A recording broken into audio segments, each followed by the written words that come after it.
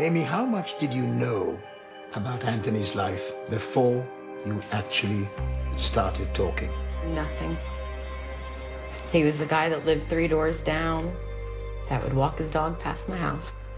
I mean, my mother told us we have to move because somebody could come and kill us. There's people that are angry. I have returned to the world of the Mafia, this time to meet the wives, daughters, and girlfriends of some of the most notorious gangsters. Many have never spoken publicly before. Most of these women are really in love with us. We're not good husbands. We're halfway good fathers. And wise guys should never be married. How much money would you take out to go shopping? Give me a figure. This much. They have money, they have power. So you get caught up in the moment. You do. We were given unprecedented access into their lives. It's a world many of these women never chose, nor is it one from which they can ever entirely escape. Your father's life in the Mafia must have brought you pain which at times seemed absolutely intolerable.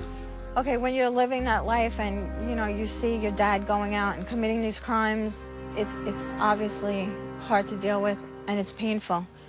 But you don't realize the pain until it actually hits your home, until you actually have someone murdered.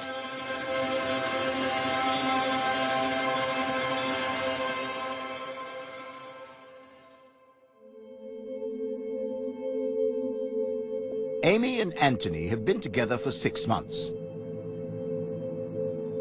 Unknown to Amy when they met was that Anthony is a former high-ranking member of the Colombo crime family, for whom he extorted hundreds of thousands of dollars and committed murder. This is Bensonhurst in Brooklyn, a notorious mob neighborhood. And this is where Anthony grew up. This was a crazy place. People were dying left and right around here. People were killing. They were finding bodies all over the place. And you had a few crews around here that would just kill you in a heartbeat if you didn't want to pay them. Amy, you've never been to an area like this. You grew up in the Florida Keys. You have never been to New York before. I grew up between the Florida Keys and Fort Lauderdale, so just kind of beach bum and always water and boating and stuff like that. Fairly genteel. Yes. Are you surprised at the way things turned out, in fact? Absolutely. I say it all the time. I'm like, man, I sure do pick 'em. Sorry. It's okay. You can get out right now. I don't want you to fight over this. No, we're not going to fight. No. Later on when we get back to the hotel. But Anthony, it's very difficult looking at this area as it is now to think of what it was like, the way you described it when you were growing up. Yeah. Like this place right here? Yes. That was a bar. It used to be, that's where I used to hang out a lot. I used to have my money, my Shylock money coming out of there. People used to owe me money, they'd bring it there. And on Friday night, I would go there and pick all my money up, hang out, buy everybody a drink, and then go home. What were the consequences for those who didn't pay up? If they were good pays and they were paying me for a while, then nothing like that. I let them go a week or two. But if they kept on playing games with my money, then they know it was up. They would get hurt after that. Because I was a little aggressive. You describe yourself as a little aggressive. Yeah. What does that mean? It meant that when push came to shove, I shoved right away. I didn't talk right away. I would just go at the person and deal with it that way, and then talk later on. Amy, are you still surprised to hear about that kind of aggression in the life that Anthony had in this area? Yeah, it's hard for me to listen to it and hear the things because that's not who I know. I don't know him to be like that. I mean, it's... You don't know me to be aggressive? No, not like that. So it's hard to hear sometimes the stories and think like, wow, he actually did that. Yeah. Beyond the bullet holes and amid the shattered glass, it was quite a scene on this quiet Queen Street. It sounded like a string of firecrackers going off, and then somebody said that somebody was shot across the street. Shots rang out as many people were watching the ball game. One lady was sitting in her living room when bullets started ricocheting off her ceiling. And what's the matter? What you tell me? We were told by the police not to discuss anything, to call the precinct. And then when I looked over, I saw the guy on the floor, and, you know, he had, like, blood in his neck. This is one of the murders in which Anthony was involved. He'd already spent 16 years in and out of prison. Then, in 2011, facing life for this murder of Mafia rival Joseph Scopo, he decided to cooperate with the authorities. He is now a key FBI witness in cases against his former Colombo bosses. The thing that's shocking for me to hear is just how, you know, when he tells me about the different times away, I think that's like what I have a hard time. It's just like, how could you like go away and be away for, you know, 5 years and not be around your kids and your family, and then, you know, come out and jump right back into the same thing that you were doing and then go back again. I can't wrap my mind around that. Just all the time lost. That's what we know. That's all we know. It's still shocking to you that that was, Amy, still such a central part of growing up in the life. That's what happened. I don't know, I guess as a mom, I just feel like, you know, he just missed so much. And like, was it worth it for, what, money? I don't know.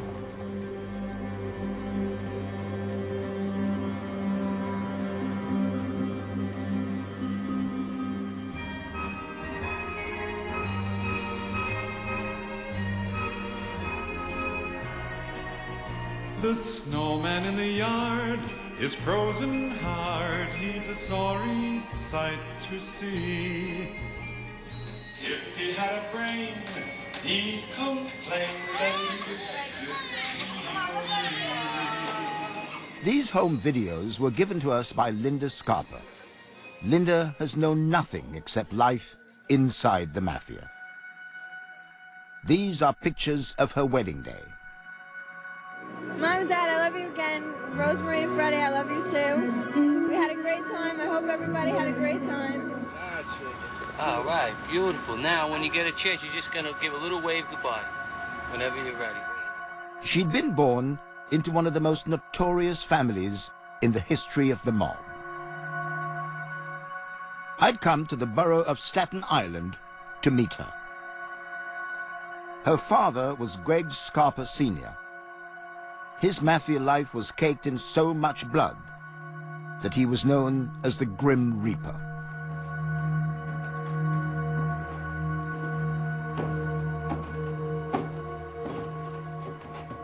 When were you aware that your father was not quite like other fathers are? I always kind of knew he was different. You know, from my friends' dads, he had a different demeanor, a different way, the way he dressed, his friends dressed, they were very different.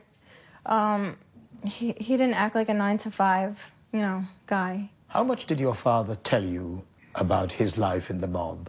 He didn't keep a lot from us. Up until a certain age, like when we were younger, we really didn't understand much, but as we got older, you know, he was the type of guy that he wanted to be home. You know, he wasn't like these guys that are in the social clubs that like to hang out with the men and play cards. So if you needed to have a meeting with him, and it was during the time that he would, you know, normally be home, which would be after 5:30, you would have to come to the house. Did you overhear a lot about the violent world in which he operated? Yeah, we heard a lot of it. You know, someone getting killed or someone getting a beating or somebody having a problem with, you know, someone else in the club. You know, all of these things were brought into the house, and then we would basically hear it all. Hey, all right, now wait a minute now. Everybody's gonna kiss me at the same time. Come on.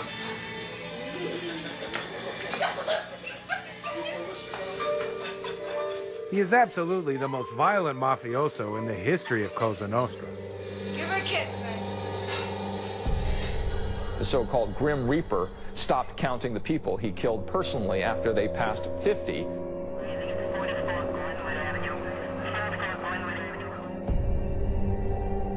For nearly 40 years, Linda's father went on what can only be described as a killing spree. To this day, no one knows how many people he killed. There isn't anything on earth that I will hide from or back up from. Were you aware that people in the community treated you differently because you were Greg Scarpa's daughter? Yeah, you definitely could tell. I mean, no matter where we were, if people knew who I was, they treated me special. You know, a couple of mishaps that I've gotten myself into when I was young, it seems that the people that I was with took the brunt of it. What do you mean? Like, for example, I had experimented with smoking pot, and I got caught. And the main person that I was with, my dad went after him and beat him badly, almost to death, and left him on the streets. What was your reaction to that? Well, I was devastated because this was somebody that I really cared about. You know, as a kid, he was my best friend. He was beaten really bad. I mean, he couldn't even open his eyes. Wow. His eyes were slits, like you couldn't even see them, and they were bright blood red. So, I mean, he looked like he looked like a monster. What did you think about your father, who could be capable of doing this loving man who came home for dinner every evening at 5:30, but who was still capable, in circumstances, of doing that to someone else? I was very angry at him for that for a long time. But it's still my father. You know, what was I really going to do? I guess he figured after time I would get over it. But scars like that, things like that, never really go away. You know, you always have them in the back of your mind. It's an extraordinary kind of life to survive in. Yeah. My only way is not to think about it. That's why I don't have any pictures around my house. Because if I think about all that stuff, all the people that have gone and people that I've lost and the blood and the gore that I did see, you know, I wouldn't be able to sit here and have this conversation with you. I wouldn't be able to do it.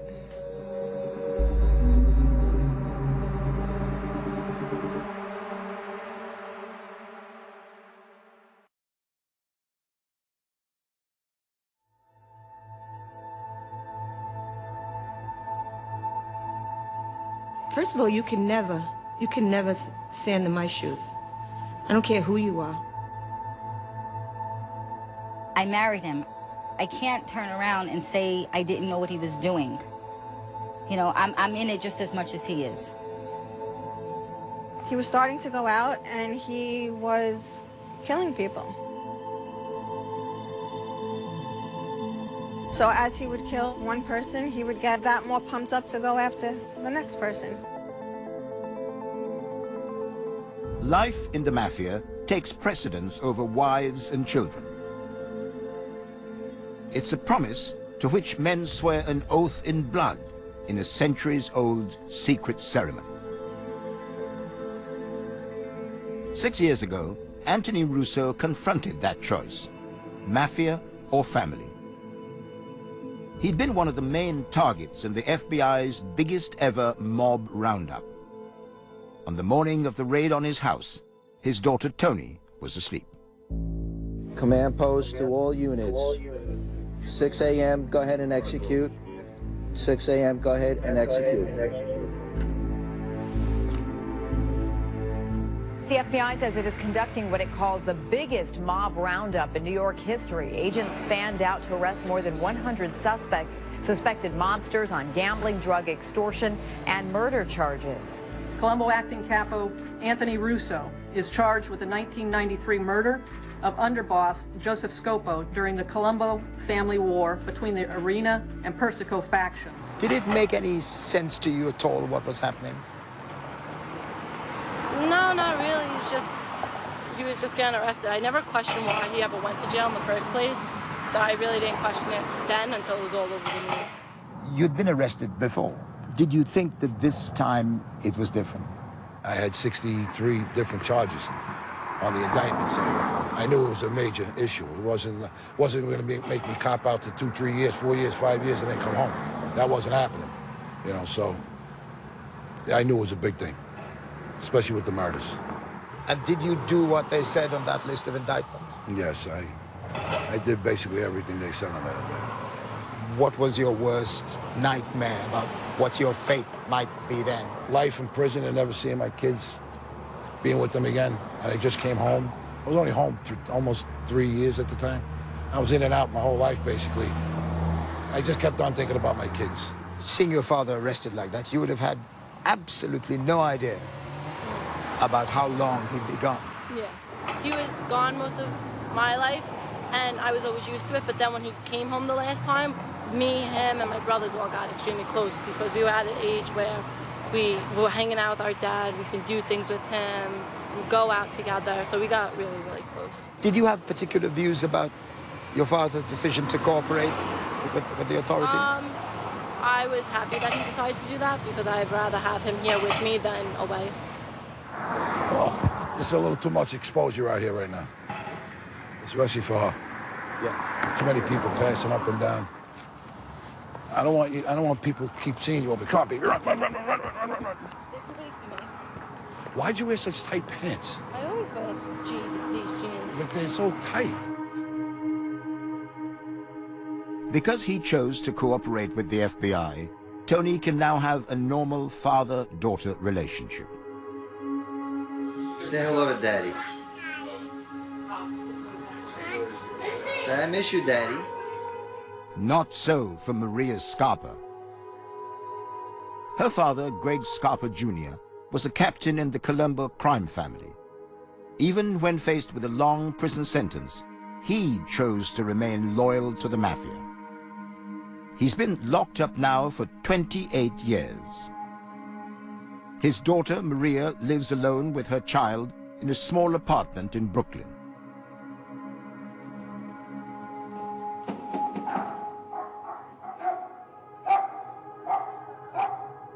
On the day I saw her, she'd arranged a telephone call to her father in prison.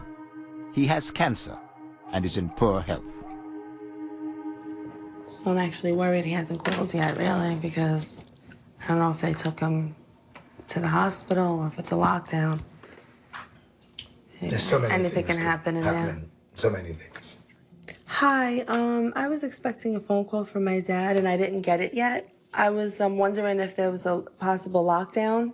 I'm a little worried about him. Everything's normal right now? Yep. Thank you. Bye.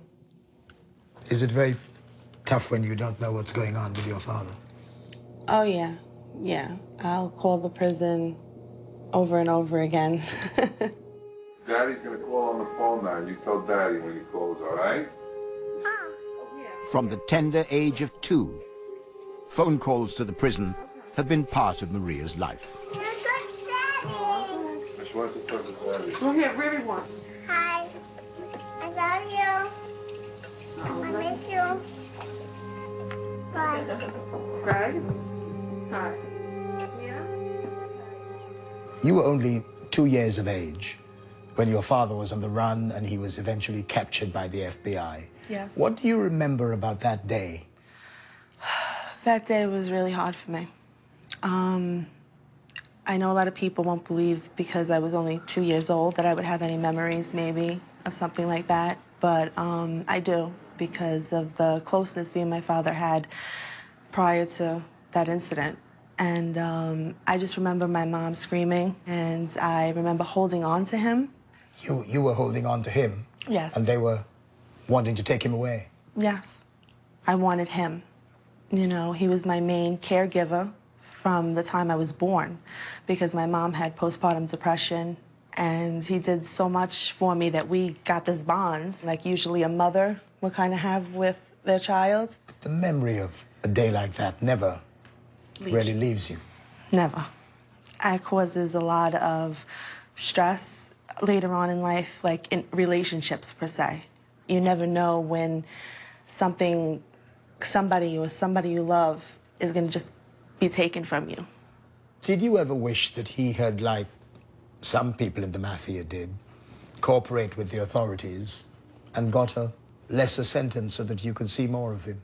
To be honest, I know what it is to take that type of an oath, and I know what it is to them to take that type of an oath, and that's the life.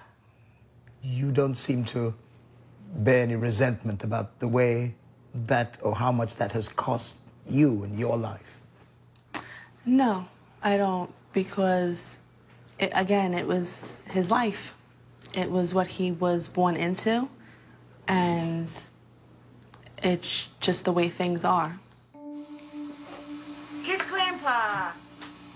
You getting it? Yeah. Love you. Say, I love you, Grandpa. Love you. Maria's family life was dominated by the presence of her grandfather, Greg Scarpa Sr. Look in there and say, hi, Daddy. Hi, Daddy. Say up yours. See you soon. Daddy, I got my period. Say, I got my period, Daddy. Yet unknown to everyone, the Grim Reaper was for 30 years an FBI informer. Extraordinarily, that arrangement kept him out of prison and free to continue his killing spree, with devastating consequences for his daughter Linda.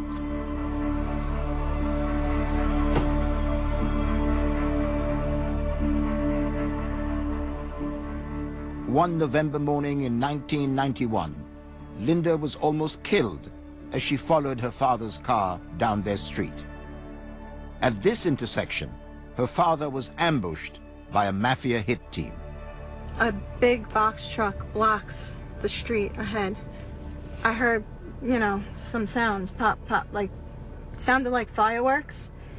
When I looked up, there was guys dressed in black surrounding my father's car, shooting at him. Could you determine whether they had hit your father's car at that point? I seen my father do one of these, like he kind of just like went into the seat. So I wasn't sure if at that point he was hit. I didn't know what was happening. I didn't think anyone in that car would survive because they were surrounded. One of the guys in the back seat decided that he was going to try to fight back, so he jumped out and started shooting. This is from your father's car? Yes, from my father's car, started to shoot at one of the shooters. His gun sprayed into my car. So your car was hit? My car was hit on the passenger side where my son was actually sitting. And, you know, while this is all happening, I'm thinking to myself, I have to protect my son. I didn't know what to do. I mean, I was like in shock. I was kind of like kneeling like this because, you know, there's gunfire. And what did your father do? What did his car do? The driver of his car saw an opportunity to squeeze through that stop sign and the big truck that was blocking the road. It was a very scary, one of the scariest times of my life, one of.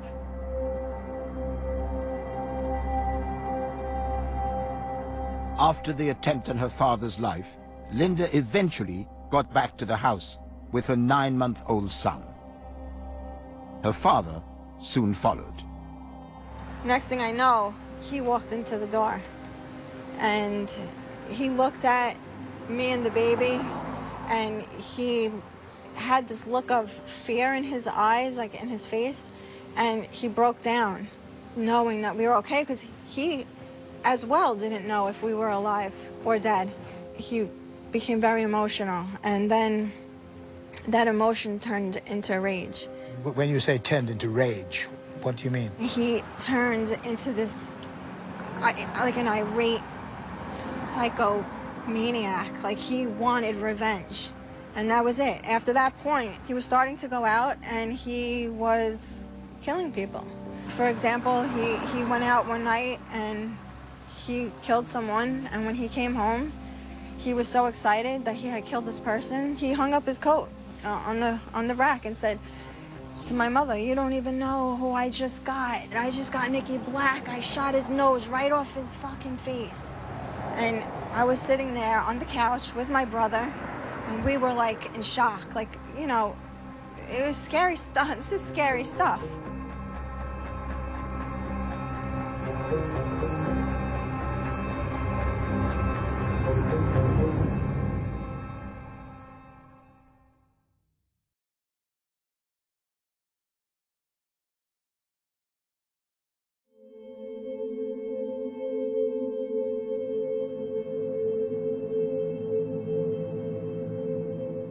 Beyond the bullet holes and amid the shattered glass, it was quite a scene on this quiet Queen Street.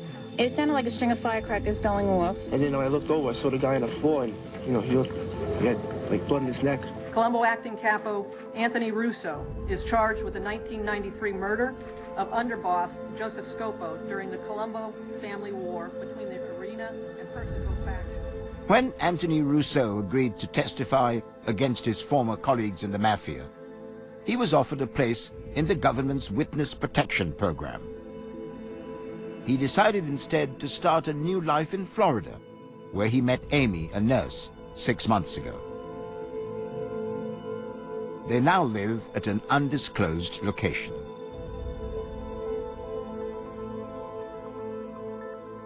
Amy, how much did you know about Anthony's life before you actually started talking? Nothing.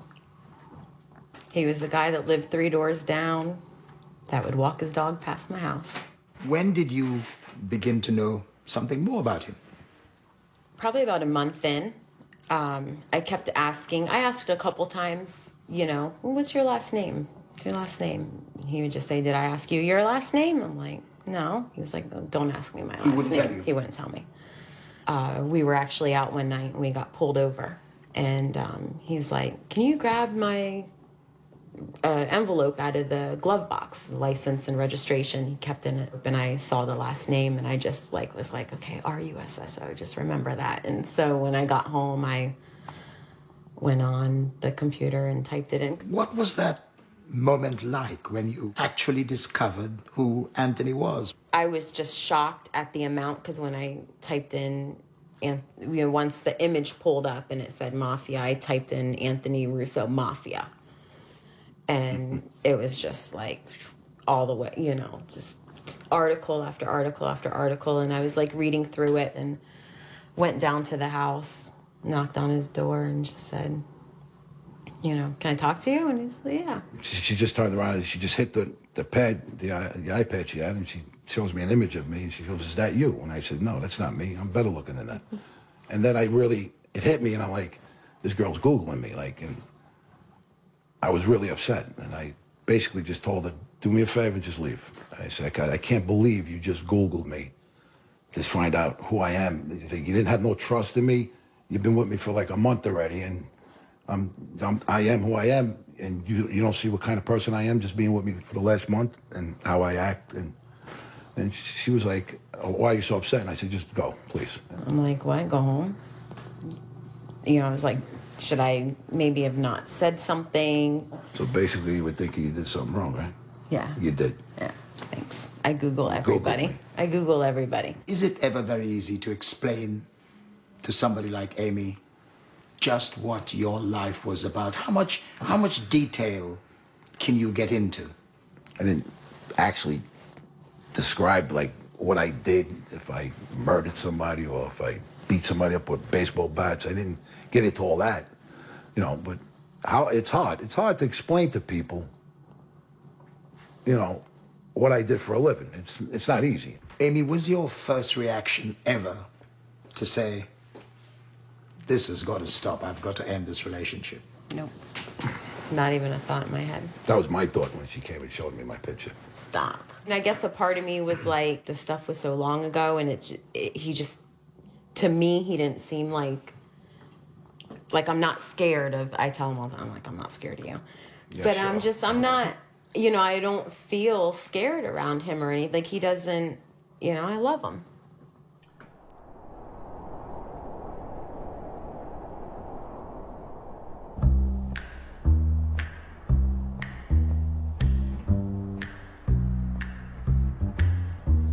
Never know how much I love you. Never know how much. Anthony is probably luckier than most ex-Mafia members to gain the trust of someone like Amy. But not everyone can move on with their lives. Good night, Daddy. Say good night to Daddy, Ray. I'd come to see Maria Scarpa again. This is how she looked in 1988. This home video is one of many made for her father, who is in prison. It was filmed at a large house he once owned on Staten Island.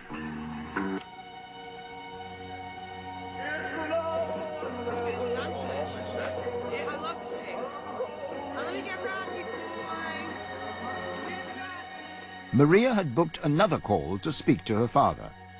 She'd been told when we last tried, he'd been in hospital for a routine health check. Hello. You have a call at no My expense dad. to you from... You may begin speaking now. Hey, baby, what's going on? Hi, Daddy. How are you, baby? I'm doing What's going good. I'm actually sitting here with Trevor. Trevor, this is my father. How are you? Good. All right. You know, we got to keep a positive mind, you know? How difficult is it for you to keep a positive mind and keep this relationship with your daughter going? I don't find it difficult at all because, we just understand one another. You know, this is what we were, the cards that we were dealt. Actually, I dealt them out, made mistakes, and, but she's, she's a loving daughter, and we just, that way, you know what I mean? It's not hard at all, you know. I have a relationship with all my kids. But the hardest bit of all must be that you have missed so many significant parts of their lives. Oh, yes. There's times that, I sit in my cell and I say, how did I make this happen? You know, how did I do this? You know what I mean? I got all kinds of pictures, photos, albums. I look at them and I just say, wow, look at this. Look what I missed. Look what I missed. You know, it hurts. It definitely hurts. Given the great cost this has been to you, to your family, and to your daughter, did you ever think of cooperating with the authorities, which would have made your life possibly easier? It was a thing like that. When I first got arrested, I said to myself, how could I do that? My father was still alive. I said, I just can't do, and it just went that way. But the example is that your father did cooperate with the authorities, didn't he? He was, he became quite notorious for that. I would call him a master manipulator, okay? Because he didn't actually cooperate. I mean, what he did was he manipulated. He used those people, the FBI, the way he had to use them to continue staying out in the street. He was on, both sides of the fence. What he got away with, people say that this guy was an actual genius. But when you sit back in some of your more sober moments, do you think me and my father have really made Maria pay a very, very heavy price for what you both have done? Yes, I say that, and that's why, she's my honey. She understands that, this was dealt to her, and listen, I apologize to her. 1 minute remaining. We got a minute remaining. Okay, Daddy, I'll talk to you later. I love you. All right, love you, sweetheart. I'll talk to you tonight, okay? Okay, say goodnight to Daddy. You take care. I love you. Love you. Mommy loves you. I love you. Unlike her father, Maria's grandfather, Greg Scarpa Sr., was free to be with his children as they grew up because of the deal he'd made with the FBI.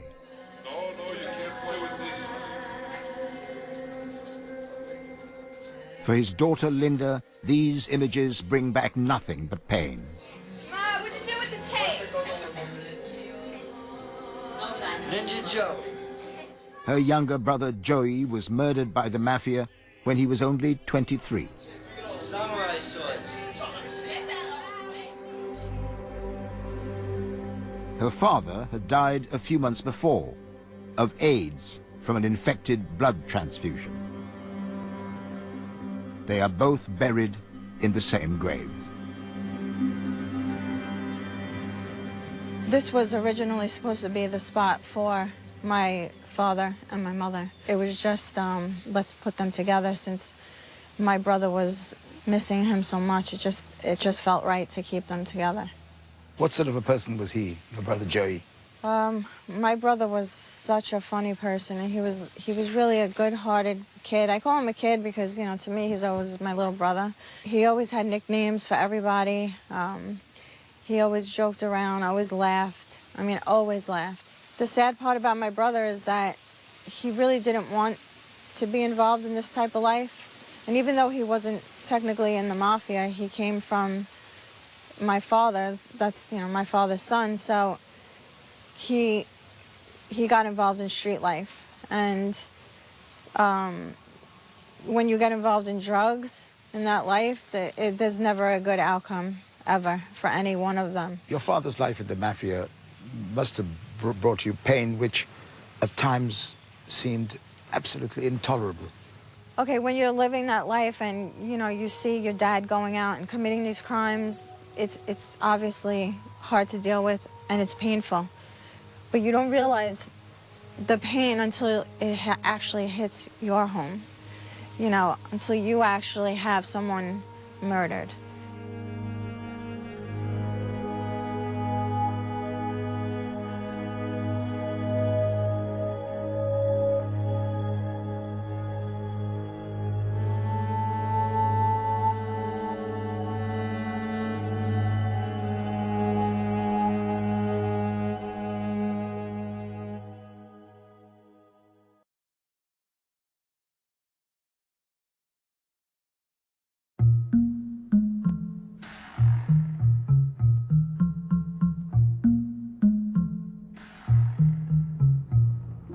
Do you know how to come off the gas pedal at all?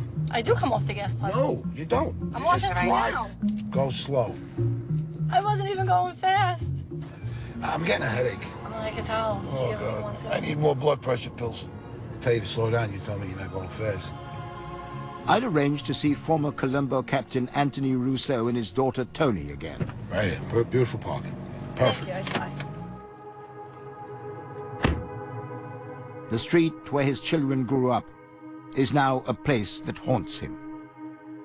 Good man. That's what you say. That's what... It's not what the feds say. Yeah, well... Despite his new life in Florida, his former career is always a cause of regret.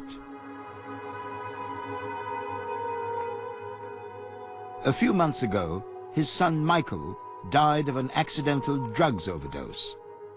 He was 20 years of age. The entire neighborhood turned out for a nighttime vigil. Michael's nickname is still etched on the street in candle wax. I'm just amazed how it stained the ground like this. It's been here since the... Almost 3 months now. I think it might be here forever. In the natural course of things, Anthony, you're not supposed to bury your kids. No, you're not supposed to bury kids. The kid's supposed to bury you. It's hard for me to talk about him, because I miss him. What do you remember about him? Everything.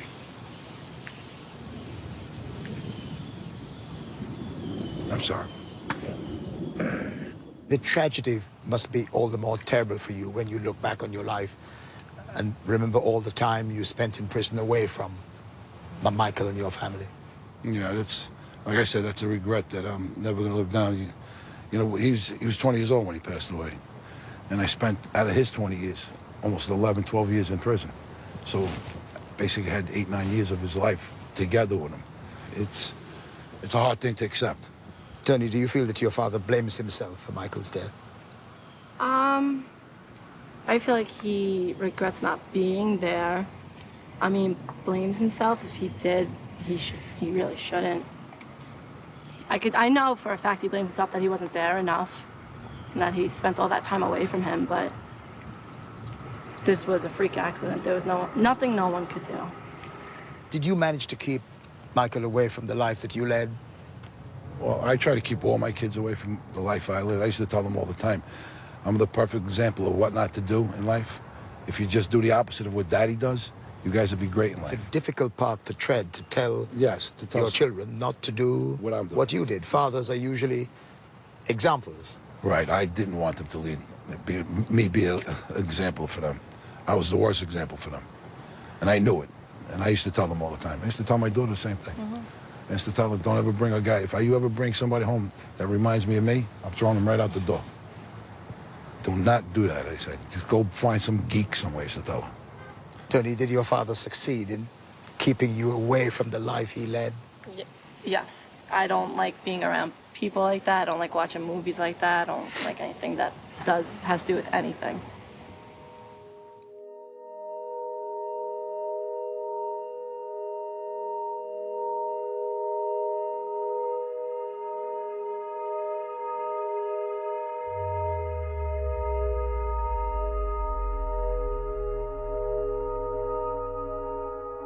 during my time in Brooklyn, I'd met the daughters of 3 senior figures in the Colombo crime family. Hi. I love you. They all live with the profound consequences of their father's involvement in the mafia. For Linda Scarpa, the scars are visible even today. At our final meeting, she agreed to share with me a few memories captured on old home videos. She's been unable to watch them for years. I would say that it's definitely over 15 years I haven't watched it. My father wanted to kill my ex-husband because he felt... wanted to kill him? He wanted to kill my ex-husband because this was at a point where my father was very sick and he felt that my ex-husband was not treating me right, so he wanted to kill him.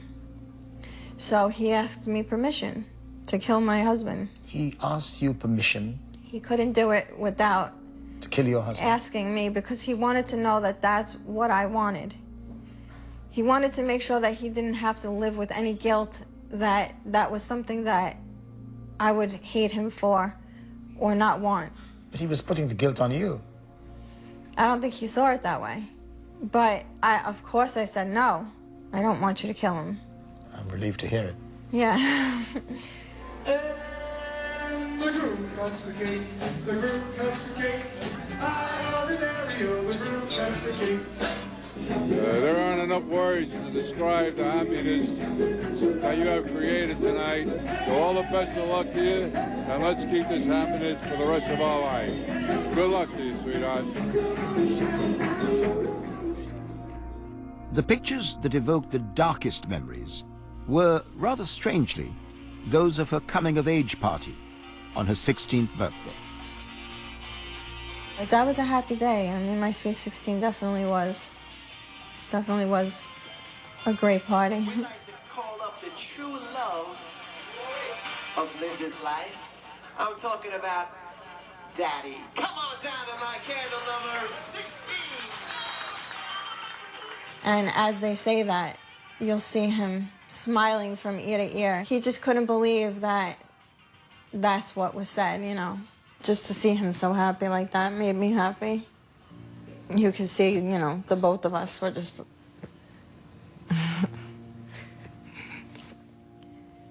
That part right there is just like... I mean, look at him. Does that look like somebody that would hurt somebody? No. He was just... I mean, to me, he's an extraordinary person, extraordinary man that just, I think, made a lot of mistakes. But look at him. I mean, he was the love of my life. He was. You could see it. I mean, he was chewing gum. He never chewed gum. That's how nervous he was.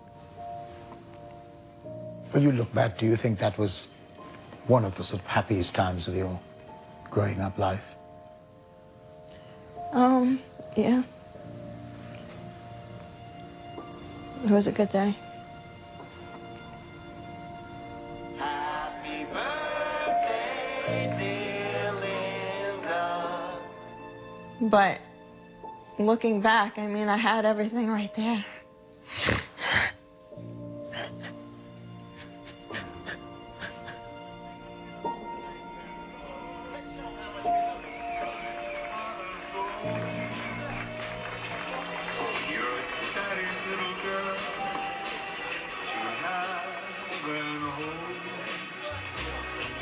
Precious gem is what you are.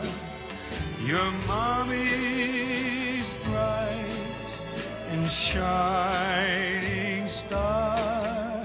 You're the spirit of Christmas, my star on the tree. Next time,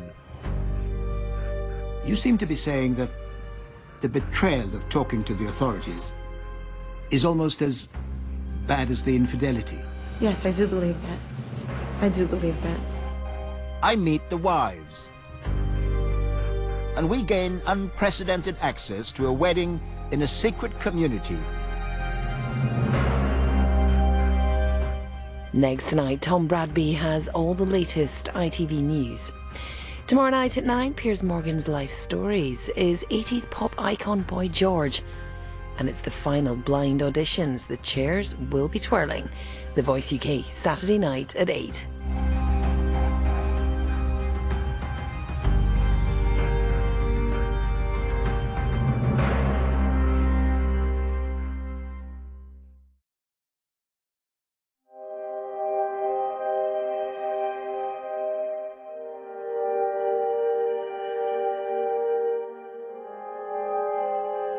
Amy, how much did you know about Anthony's life before you actually started talking?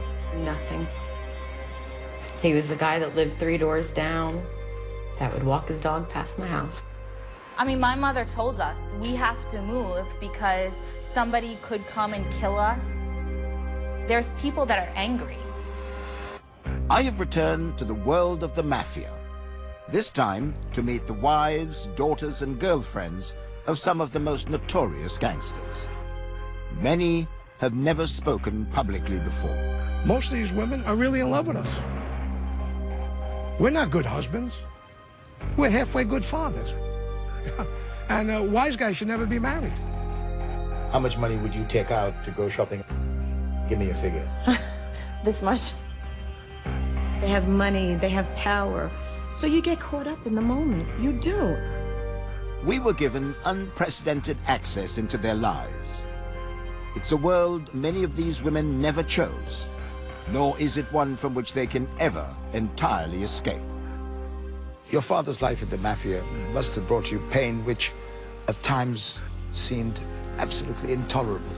Okay, when you're living that life and, you know, you see your dad going out and committing these crimes, it's obviously hard to deal with and it's painful. But you don't realize the pain until it actually hits your home, you know, until you actually have someone murdered.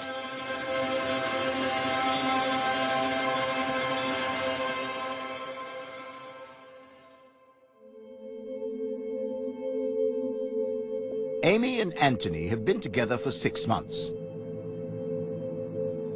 Unknown to Amy when they met was that Anthony is a former high-ranking member of the Colombo crime family, for whom he extorted hundreds of thousands of dollars and committed murder. This is Bensonhurst in Brooklyn, a notorious mob neighborhood. And this is where Anthony grew up. This was a crazy place. People were dying left and right around here. People were killing. They were finding bodies all over the place. And you had a few crews around here that would just kill you in a heartbeat if you didn't want to pay them.